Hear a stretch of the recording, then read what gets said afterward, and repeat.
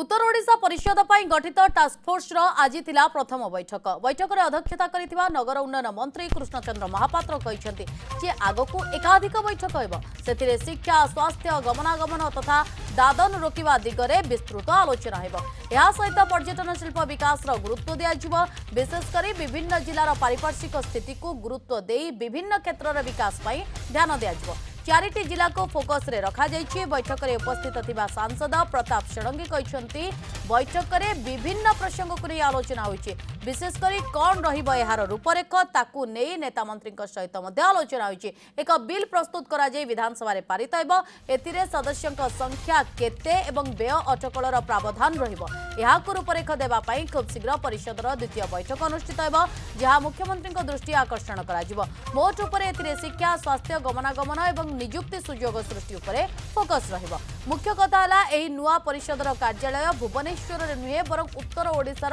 उत्तर रे ही स्थापित हेबो बोली प्रताप षडंगी कहछन्ति।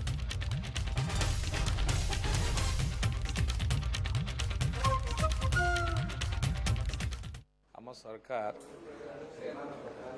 नूतन करी सरकार मोहन सरकार ये प्रथम घोषणा होता उत्तर ओडिशा विकास परिषद तेणु ये अत्यंत गुरुत्वपूर्ण बहन करुला तेणु आज समस्त मेंबर माने उपस्थित रही आउपरे पुंखानुपुंख आलोचना होती आप ड्राफ्ट तैयारी होची एवं को बिंदु को रहिबो से बिंदु विषय रे आज बहु आलोचना होती